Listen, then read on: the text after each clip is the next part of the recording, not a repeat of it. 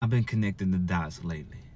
Follow me on this journey as I go through this rabbit hole. Okay, we're gonna first start off with the lady asking the men at the Mexican border, where were they from and how did they get there? We're gonna start there. Now, if y'all haven't seen that video, please go check it out. It's a Caucasian lady asking first an Indian man, how did he get there? Like, she's really questioning them. She's at the Mexican border. She's asking them, how did they get there? They looking at her crazy like, girl, we walked. They walked from India. He walked from India to America. So our mind ain't computing because India is a whole nother country and they said that you got to cross a whole body of water to get there, right? Right. So then she asked another man, after talking to the Indian man, she asked that man, she said, where you from? He said, I'm from Pakistan. She said, did you walk too? He said, yeah. She said, well, did you fly into Mexico to get here? He said, no, I walked, woman.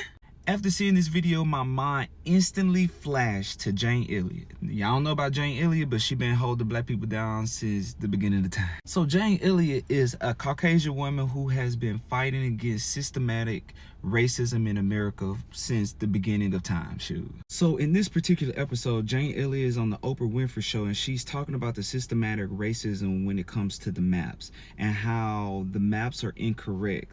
And so when this lady was having this interaction with the people at the Mexican border, that popped into my mind, how the maps are incorrect.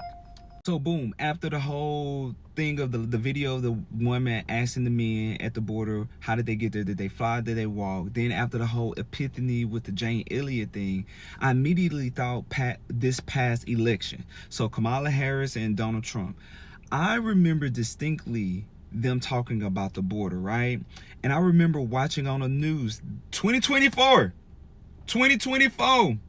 I remember distinctly watching on the news them talking about illegal aliens, right? They was talking about illegal aliens, and when you say illegal aliens, you always thinking about Mexicans. They make you feel like it's just Hispanics that are crossing the border, right? I remember watching, I don't know if it was Fox or CNN, but I remember them showing nothing but Asian men. It was not a Mexican in sight. At the Mexican border, nothing but Asian men. They looked like they was on a long journey. Like they was on a long journey. And so people was down there asking, why are these Asian men trying to get into the US territory through Mexico? So they thought that they was in Mexico, like people were flying to Mexico to cross over illegally. Follow me. Okay, boom. Then I saw a video this morning. This creator on TikTok, his name is Ancient One. He was talking about how they have always been lying to us about the maps and that you can literally walk from Arizona to Africa. And I was like, what? And he went on to say a lot of areas that are closed off by the government, like the Grand Canyon, right? They was like, if you explored the Grand Canyon, you can literally walk from the Grand Canyon to the back door of Africa, or walk from the Grand Canyon into Africa. And it sounds crazy because of what we was taught, but I'm really starting to unlearn and relearn. Y'all don't sound too crazy. The last video that I saw that tied it all together for me, I watched this video. This guy, his name is Getty Uli, Gatty Uli.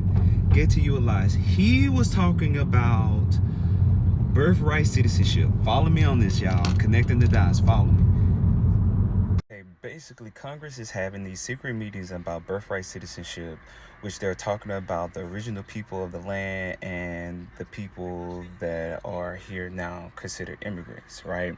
So the original people of the land were the Aborigines, which are black people, and the Native Americans, which became citizens in 1942. So the original people, black people, Native Americans. Everybody else don't belong to the Americas. They belong to Washington, D.C. Okay? Follow me. And when I say belong to, basically what I'm saying is, if your family migrated here and they have a green card, they get married to somebody, get a green card, technically they're not citizens of the United States. They're citizens of Washington, D.C. Washington, D.C. is its own entity. Another time for another story. Now, before I go any further, I want to say that this is for entertainment purposes only. I'm an entertainer, baby. Entertainment purposes only. We're gonna put a pin in the story, and we're gonna do a side note real fast. Now, in the mid to late 1800s, I don't know if y'all know about the Great Fires of the 1800s. I know a lot of people know about one city, which is Chicago, having a major fire, but I want to say that every major city in the United States went through a fire like Chicago went through. They don't tell you that, but it happened. And it wasn't just the United States as well. It was Canada too. Mike, why you bring up the Great Fire of the 1800s? Well, right after that fire happened, a few years, then we get the Statue of Liberty, and they open up the country to who? Immigrants. To sum everything up, here we go.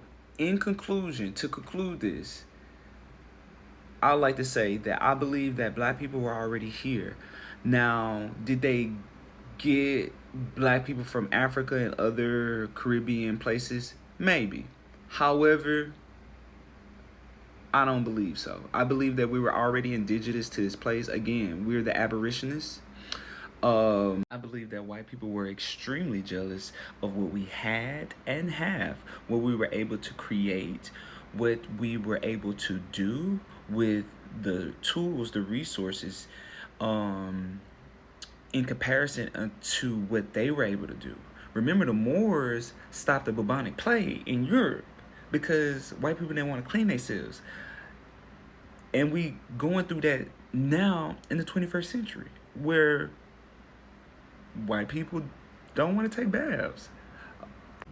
So in conclusion, I just feel like black people was already here. White people got mad and jealous, enslaved, tortured, and burned everything down, then flooded the land with immigrants. And not only did they flood the land with immigrants to hide history, but to create a new one. And they do it every 20 to 50 years. If you ain't paying attention, open them eyes. That's just my little take.